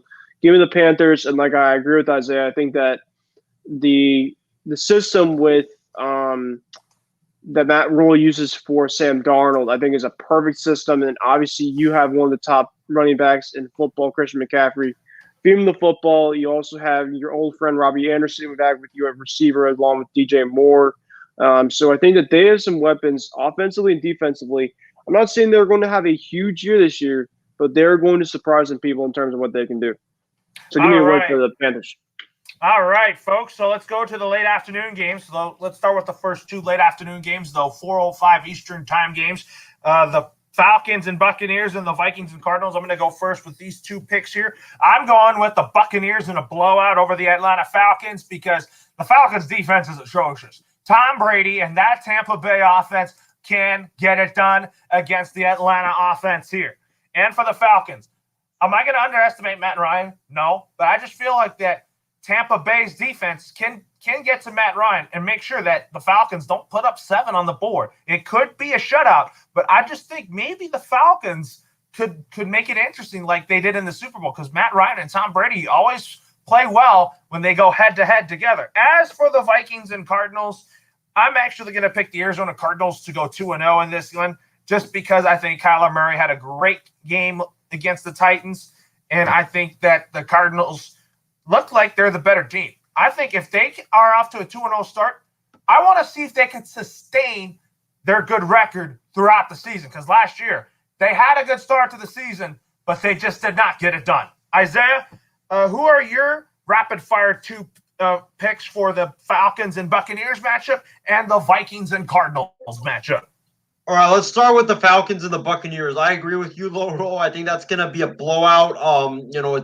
With how the Falcons played today, their defense was atrocious. I don't know why Kyle Pitts didn't get the football more in that game against the Eagles. And I think Tom Brady and the Buccaneers offense, that loaded offense, they're going to light up the scoreboard against the Atlanta Falcons. I feel so bad for Matt Ryan because that offensive line is not great, and the Buccaneers are bringing Shaq Barrett, Jason Pierre-Paul, Vita Vea, and all those great pass rushers that they have. I would not be surprised if Matt Ryan gets sacked at least 6 times in that game. So give me the Buccaneers in the blowout. As far as Vikings and Cardinals are concerned, give me Arizona. I think Minnesota starts off 0-2. I don't like their defense. I don't know what's gone wrong with their defense in the last 2 years under Mike Zimmer because he's supposedly a defensive savant, and I don't know what's gone on with that defense.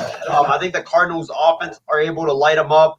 Probably not as many points that they put up today against the Tennessee Titans, but they will still put up, I believe, at least 28 to 30 points around that range. And I think that this is going to be a shootout because I don't trust the Cardinals' defense, but I trust Kyler Murray to be able to execute late in the ballgame. All right, so Ben, who is your picks to win between the Falcons and Buccaneers, along with the Vikings and Cardinals? Yeah, I'm gonna go Buccaneers in this game. I think Brady is going to have a field day in week 2, and then the Vikings and Cardinals. Yes. I think the Vikings are going to come out on top actually in this game. I think that they will have a bounce back win. Is it at Minnesota? It's in Arizona. Oh, it's in Arizona. Give me an upset. Give me an upset in this game. I think the Vikings will pull it out. Maybe so, but we'll have to wait and see on that. So now let's go on to the 125 games and 4:25 p.m. Eastern time games. That's both going to be on CBS. The Seahawks taking on the Tennessee Titans. I actually am going to pick the Tennessee Titans to win this game. I don't see them starting off 0-2.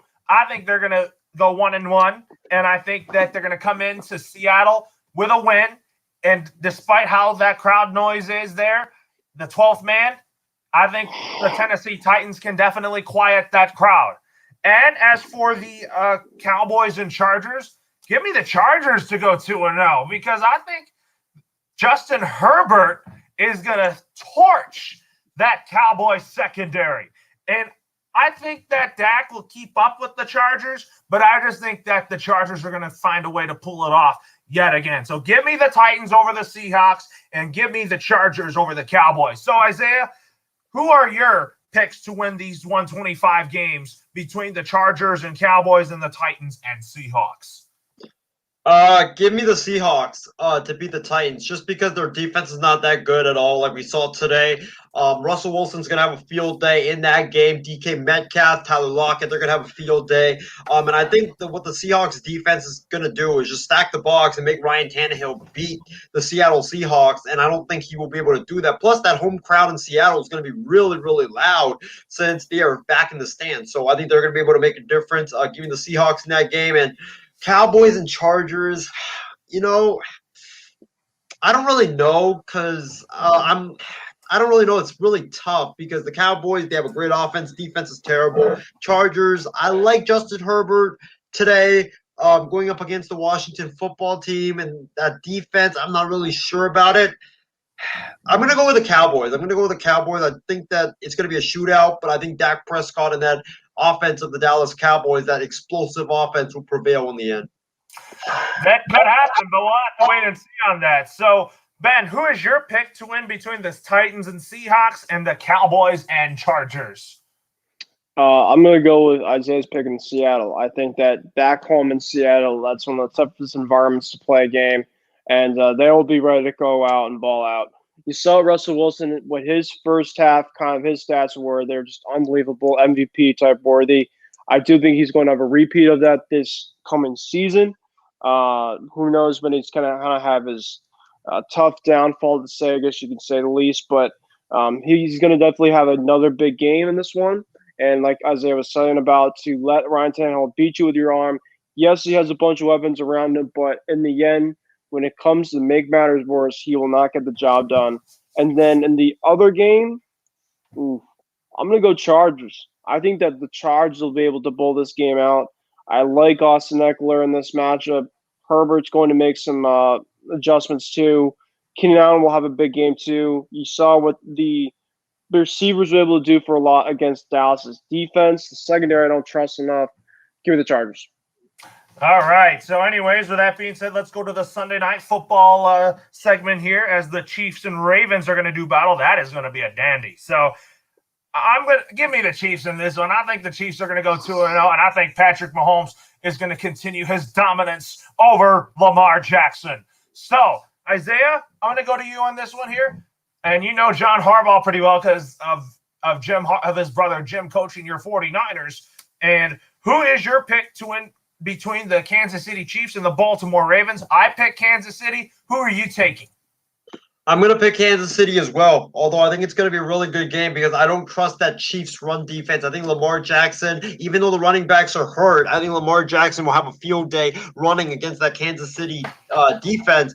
But in the end, it's going to come down to Lamar Jackson being able to throw the football because Patrick Mahomes and the Chiefs, they're going to score a bunch of points. And I just don't think that Lamar Jackson, with his arm, will be able to bring the Ravens down the field to score at the end to try to either tie the game or win that game for the Baltimore Ravens. So give me the Kansas City Chiefs. Even though they have a bad defense, give me the Chiefs to prevail in this one. I absolutely agree with you on that one. So, Ben, who is your pick to win between Mahomes versus Jackson on Sunday Night Football? I'm going to go with the Baltimore Ravens in this game. I really like the way that this matchup kind of is for Lamar.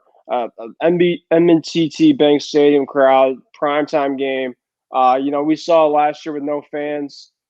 This was a very, open, Mahomes type of game. But you bring the fans back in with the juice. I think it changes big time in this one. Baltimore's a pretty rowdy crowd overall, their environment. I think the Mahomes will have a good game, but their defense, what they were able to do against this Browns running attack, they will miss Dobbins. They'll miss a lot of their key guys, but Lamar himself will really change the complexity of this game. I think that the secondary has some matchups favorable for guys like Marquise Brown, Mark Andrews. So you look at this, I think that if you can go head-to-head and score point by point against a team like the Kansas City Chiefs, I think you will have a chance to win. And I think Justin Tucker will have a game-winning field goal to win this game for the Chiefs and a shootout. Absolutely. So, anyways, with that being said, our final game of Week 2 that we're going to talk about is the Green Bay Packers taking on the Detroit Lions. I'm going to say this. I think Aaron Rodgers is going to be playing like he's so mad from losing to the Saints. Give me the Green Bay Packers in a blowout. I'm going to say it's going to be 59-0 just because I feel like that the Green Bay offense is going to torch and pounce over that Detroit defense. So give me Aaron Rodgers and the Green Bay Packers. Aaron Rodgers, give me 5 touchdown passes and go from there. So, Isaiah, who is your pick to win between the Green Bay Packers and the Detroit Lions as Jared Goff goes up against Aaron Rodgers, 2 Cali quarterbacks going head-to-head? Give me Aaron Rodgers and the Packers. I think Aaron Rodgers, he's going to see all the criticism from this upcoming week with how he played in Week 1 and everybody's saying he's done and all that stuff. And that's going to feel Aaron Rodgers this upcoming week in Lambeau Field on Monday Night Football against the Detroit Lions. I expect them to have a bounce-back game. In fact, I expect them to have a monster game. And like you said, Loro, I think he's going to at least have 5 touchdown passes against the Detroit Lions, whose secondary, they weren't that good at all against the Niners today. Jimmy G was torching them. The running game was torching them. Kyle Shanahan, his offense was torching them. And Matt LaFleur, he runs kind of a similar type of offense that Kyle Shanahan runs. And if they can't stop Kyle Shanahan from putting up 41 points, then how are they going to stop Aaron Rodgers with a much better upgrade at quarterback than Jimmy G from exposing them and exploding on the offensive side of the ball? So give me the Packers. I would not be shocked if the Packers put up 50 points in this game. That could definitely happen. That's for sure. So, Ben, who's your pick to win between the Packers and Lions and why? I'm going to go the Packers, too. I really like this matchup. Big time for Aaron Rodgers. I don't know if he'll put up 5 touchdowns, but I think at least 3 is very, very reasonable. Mid 200 yards. Adams, Valdez-Scantling will have some touchdowns. Maybe running attack here or there. Maybe a defensive type of big play. This has a 36-17 type of feel written all over it. Again, that's going to be pulled away pretty early. Yes, the Lions will kind of have some garbage type of touchdowns, maybe some points later on. But this game has written all over. The Packers is a very good matchup for the Lions the past years. I don't see why it'll be any different. Give me the Packers. All right. Well, it was a great show, guys. So let's get to final thoughts here. So my final thoughts is that I want to thank Casey King, Christy Wilson, and all the viewers that commented on our show. And I felt like that this second show of the Extra Point is a success. And I'm looking forward to recapping the next week of games next Sunday. And I'm going to tell you guys this, and I'm looking forward to seeing Mac Jones continue to grow as the next face of the franchise at quarterback for the Patriots. He's going to go through growing pains like any rookie quarterback does, but I do feel like that the potential is there. So, Isaiah and Ben, what are your final thoughts on this one? And Isaiah, you can go first. Well, it was a great show. I want to thank the fans for tuning in. Justin, I think we had comments from Casey, Brandon Herrera, as well as Christy Wilson and James Gonzalez and Nathaniel McWorth, as well as Sammy Sharp also tuning in to our show, and Ishmael Lancaster as well. It was a great show. Great day of NFL action today. I'm so glad that my Niners, actually held on for this win, because if they had blown a 38-10 lead, I honestly don't know if I would have been able to do the show tonight, being how disgusted I would have been. So glad that my Niners put it out, and hopefully they can go 2-0 next week against the Philadelphia Eagles before coming home to face Aaron Rodgers and the Packers on Sunday Night Football. And also, Ben, what are your final thoughts on the show? Yeah, really good. Round 2, week 2, you can say, of the show. Second time to be on. I thought this one was a really, really fun one. We got some viewers kind of similar last week. So everybody, thank you for joining in. You're able to kind of see some live football today that counted, which felt really, really good, and talk about it. Fans and stuff back, that felt really, really good. So, just kind of doing, week 2, we keep on moving for next week. And like Overreaction Sunday, as we kind of said throughout the whole entire program, the more and more weeks come on, then we'll kind of start to see, okay, are these teams legit? Are they for real? Was that week 1 a fraud? Was week 1 a success? This is where, earlier on, the excitement's obviously great, but obviously then you'll kind of start as weeks go on. Okay, is this team invested in? Is this team, okay, just were we kind of expected? Or is this team, not kind of what we were thinking, but, we might have a bright future ahead. So like I was saying, Loro, me and you'll have your show on Tuesday. For those that are joining, make sure to join that, as well as we will talk about the Patriots more in depth against the New York Jets and their matchup on Sunday afternoon. So obviously tune into that. But besides that, those are basically my final words for the night. Thank you guys for joining, and I'll take it away for you, Laura, I guess. All right, so thank you to John Alcorn for joining us. Thanks for joining. For joining us briefly. And also, that being said, for the Asian Skip Bayless, Isaiah Leung, Ben Kurse, Loro signing off for now. Also Stephen Wang, who does a great job producing the show and all that. I call him Producer Wang. And for those who are watching, have a great rest of your night, and we'll see you all again next Sunday night for the Extra Point. And also join Isaiah, myself, and Adam Ace Barber tomorrow for Walt Sports Talk after Monday Night Football. We're going to recap the game for you tomorrow between the Raiders and the Ravens, and also talk about the Week 1 games and more. So have a great rest of your night, everybody.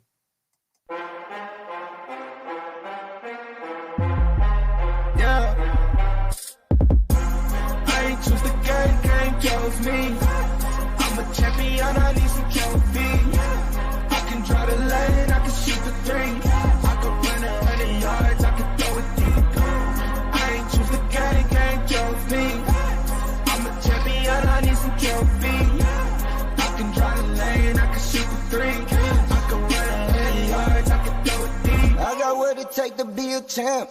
You know bars life, you should come and join the camp. Title after title, put my rivals off the map. Thought you had the trophy till I came in for the snatch. I was born in it, not sworn in it. I ain't come to play, my wrist mean all business. Running like a mimic, check my jersey authentic. In Oakland with some Raiders till my haters